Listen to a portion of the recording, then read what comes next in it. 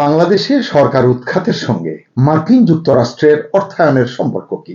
এই কথাটা গত বেশ কিছুদিন ধরে আমি শুনছি, নিশ্চয়ই আপনারাও শুনছেন, এবং প্রশ্নটা বেশ কঠিন মনে হলেও এর উত্তর আসলে এখন কম বেশি অনেকেই জানেন বা সবাই জানেন। তারপরেও এটি নিয়ে একটু বিতর্ক আছে বলেই আজকে আমার একটু এই বিষয়টি নিয়ে কথা বলবো। এবং এটি আরো বেশ কিছুদিন আগেই কথা বলবার কথা ছিল, কারণ যে রিপোর্টটি নিয়ে কথা বলবো এটি এপ্রিলের 10 তারিখে প্রকাশিত হয়েছে। নানান ইভেন্টের কারণে এটি আর করা হয়নি। যাই হোক, গুরুত্বপূর্ণ, সে কারণে আজকে কথাটি বলতে চেষ্টা করছি। কারণ এই কারণে কথাটি তুললাম যে এই ইস্যুতে, মানে সরকার পতনের ইস্যুতে এক পক্ষ কি মনে করেন যে তুমুল জনরোষের মুখে শেখ হাসিনা সরকারের পতন হয়েছে, কিন্তু মানে এর বিপরীতে আরেক পক্ষ আছে যে না, এই ষড়যন্ত্রের মাধ্যমে হয়েছে। এবং গত 20 মাসে বিভিন্ন সূত্র এই যে ষড়যন্ত্র হয়েছে এই দাবিটিকে নানানভাবে কিন্তু এস্টাবলিশ করছে, এবং যারা বলছে যে আন্দোলনে পতন হয়েছে সেই দাবিকে প্রত্যাখ্যান করছে। এই যে বললাম যে সামনে এসছে হাসিনা সরকারের পতনের পেছনে দেশের ভেতরের অনেক ব্যক্তি, এটা এখন সামনে এসছে বিভিন্ন সূত্র থেকে বা গণমাধ্যম থেকে, বিভিন্ন জায়গা থেকে, যে বিভিন্ন ব্যক্তি এবং প্রতিষ্ঠানের সম্পৃক্ততা এবং ষড়যন্ত্রের কথা এখন সামনে এসছে। চমকে ওঠার মতো অনেক ব্যক্তি এবং প্রতিষ্ঠানের নাম উচ্চারিত হয়েছে এবং হচ্ছে, জানেন না সামনে কি হবে। এবং বলার অপেক্ষা রাখে না, এই সরকার পতনের পেছনের কিংবা ষড়যন্ত্রের নেপথ্যের প্রধান কুশীলব এবং প্রধান সুবিধাভোগী হিসাবে মোহাম্মদ ইউনূস এখন মোটামুটি চিহ্নিত এবং প্রতিষ্ঠিত সাধারণ জনগণের মধ্যে। তার সম্পৃক্ততার বিষয়ে এখন তর্ক প্রায় নেই বললেই চলে। আসসালামু আলাইকুম, স্বাগত লিস্ট নিউজে। সম্মানিত দর্শক, যে কথাগুলো বললাম আসলে এটি যে একেবারে ধ্রুব সত্য এটি তো আমি বলতে পারছি না, কিন্তু যে কোনো অভিযোগ, যে কোনো তথ্য প্রমাণের দাবি রাখে, সাক্ষী, যুক্তি, সকল কিছুর বিনিময়ে এটি প্রমাণিত হতে হয়। তো যেটি নিয়ে কথা বলবো, বললাম যে সিএসবি নিউজ ইউএসএ 10 এপ্রিল তারা একটি প্রতিবেদন করেছে, পেপার ট্রেইল। আপনারা অনেকে হয়তো দেখেছেন, টুকটাক এখানে সেখানে কাজ হয়েছে, কিন্তু বিস্তারিত কাজ হয়নি। কিন্তু তারা প্রতিবেদনটি বিস্তারিত প্রকাশ করেছে। একটি গবেষণা নথির বরাতে তারা এই রিপোর্টটি ছেপেছে, এবং সেখানে ওটা যদি ভালোভাবে আমরা পড়ি বা বোঝার চেষ্টা করি তাহলে বুঝবো যে বাংলাদেশের সরকার পতনে, 2024-এর সরকার পতনে যুক্তরাষ্ট্রের ভূমিকা মোটামুটি পরিষ্কার। শেখ হাসিনা সরকারকে উৎখাত করার জন্য বাংলাদেশের কোন কোন এজেন্সিকে, কোন কোন এনজিওকে, কোন কোন প্রকল্পের আওতায় কত বিনিয়োগ করা হয়েছে যুক্তরাষ্ট্রের তরফ থেকে, এটা কিন্তু এই পেপার ট্রেইলে স্পষ্ট করে উল্লেখ করা হয়েছে। বিস্তারিত প্রতিবেদন আমি সব বলতে পারবো না, গুরুত্বপূর্ণ দু একটি ইস্যু বলছি। অর্থাৎ যে অনেক এনজিওর কথা বললাম, অর্থাৎ এনজিওর সংখ্যা বেশি, প্রকল্পের বা কর্মসূচির সংখ্যাও অনেক। তবে এখানে একটা মারাত্মক চালাকি কিন্তু ছিল।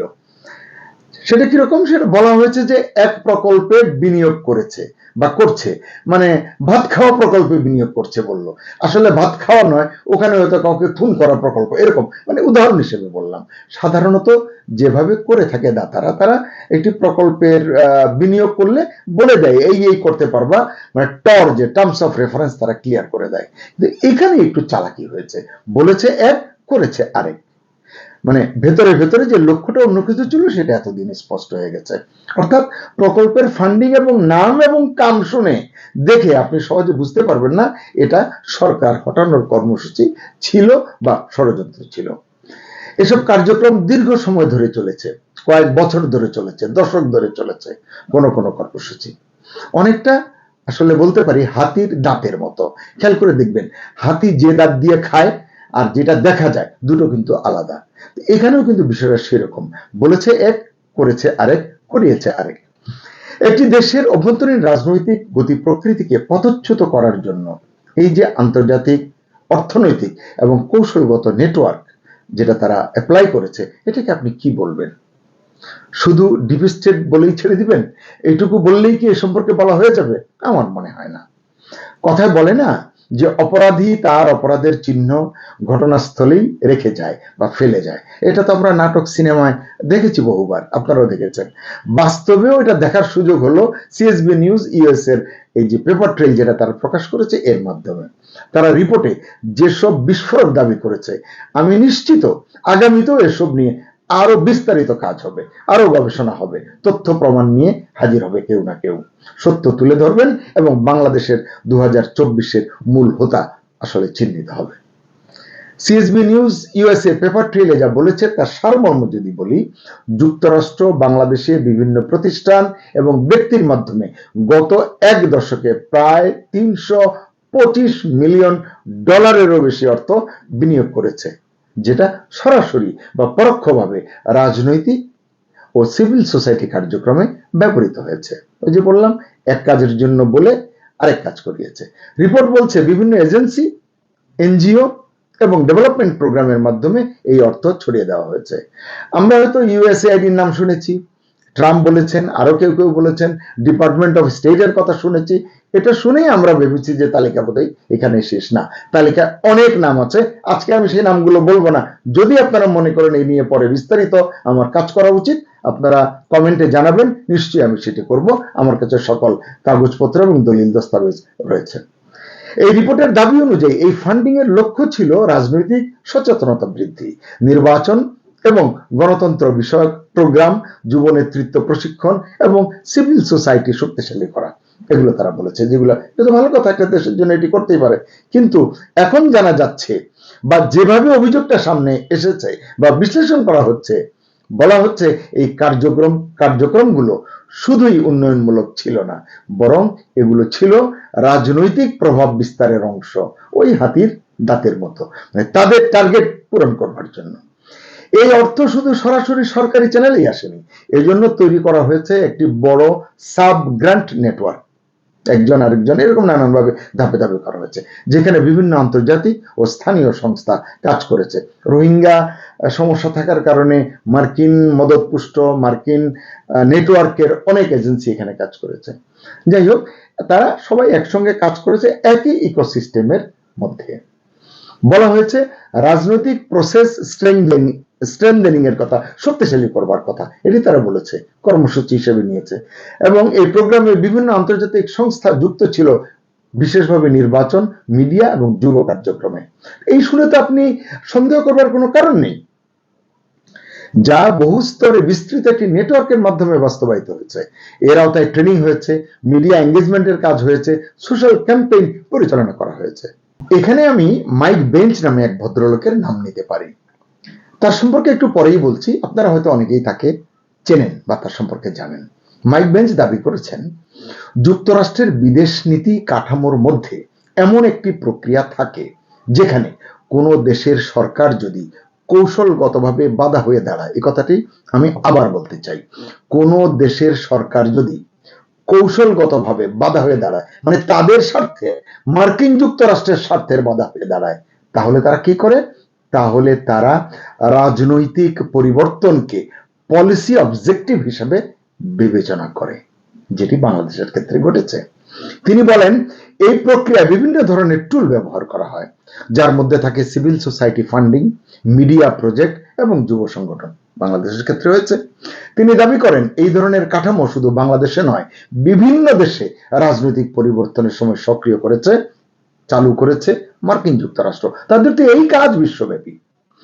সিএসবি নিউজের রিপোর্টে এই বক্তব্যকে ঘিরেই সবচেয়ে বেশি আলোচনা হয়েছে। রিপোর্টের আরো একটি গুরুত্বপূর্ণ অংশের কথা বলতে পারি, তা হলো কিছু প্রকল্পে যুক্ত ছিল সামাজিক যোগাযোগ মাধ্যম বিশ্লেষণ, যুব নেতৃত্ব প্রশিক্ষণ এবং ডিজিটাল ক্যাম্পেইন স্ট্র্যাটেজি। এগুলো শুধু উন্নয়নমূলক কাজ ছিল না, বরং এগুলো ছিল সোশ্যাল ইনফ্লুয়েন্স ইনফ্রাস্ট্রাকচার তৈরি করতে ভূমিকা রেখেছে। এগুলো রিপোর্টে যুক্তরাজ্যের ভূমিকা উল্লেখ করা হয়েছে। ব্রিটিশ ডেভেলপমেন্ট প্রোগ্রামের মাধ্যমে রাজনৈতিক অংশগ্রহণ এবং সিভিল সোসাইটি ডেভেলপমেন্টে অর্থায়নের কথাও বলা হয়েছে। এই রিপোর্টের মানে পেপার ট্রেলের সবচেয়ে গুরুত্বপূর্ণ পর্যবেক্ষণ হলো সময়রেখা, টাইম ফ্রেম।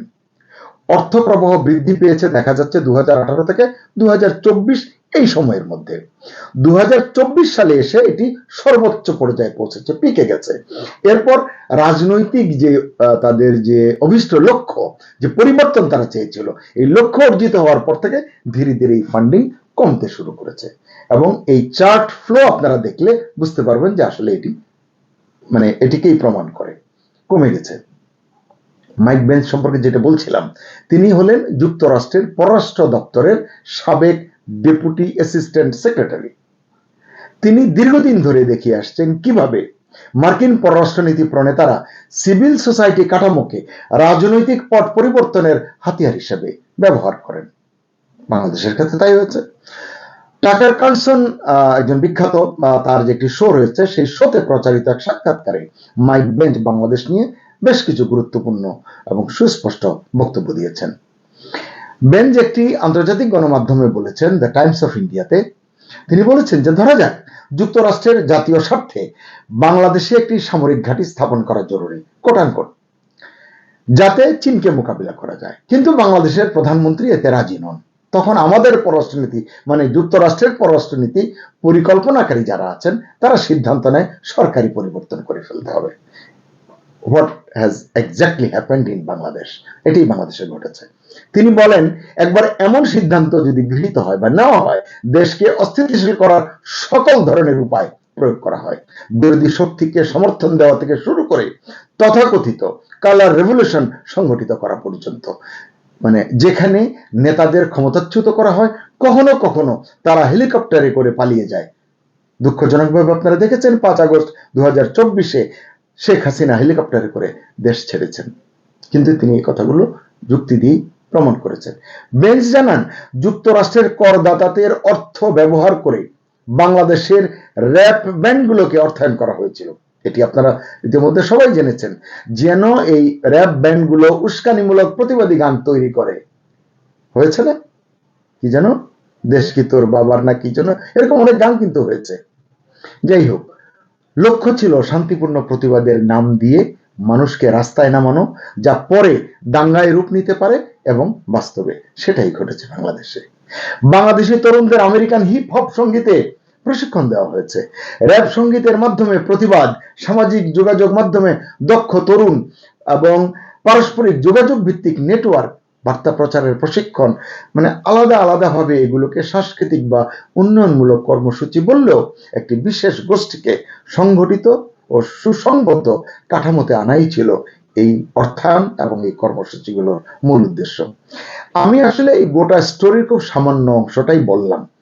চাইলে আপনারা, যেটা বললাম আগে, আপনারা যদি চান এটি নিয়ে আমি আবারও কথা বলবো। শেষ করতে চাই, সুপ্রিয় দর্শক, এই যে বললাম $325 মিলিয়ন, এটা শুধু একটা সংখ্যা নয়, এটা একটা প্রশ্ন আসলে, এবং একটা বিতর্ক, এবং একটি পেপার ট্রেইল। কিন্তু সবচেয়ে বড় প্রশ্ন হলো, এই ট্রেইল কি শুধু কাগজে সীমাবদ্ধ, নাকি এর পেছনে আছে এমন বাস্তবতা যা এখনো পুরোপুরি সামনে আসেনি? কমেন্টে জানান আপনার মতামত। ভালো থাকুন। আল্লাহ হাফেজ।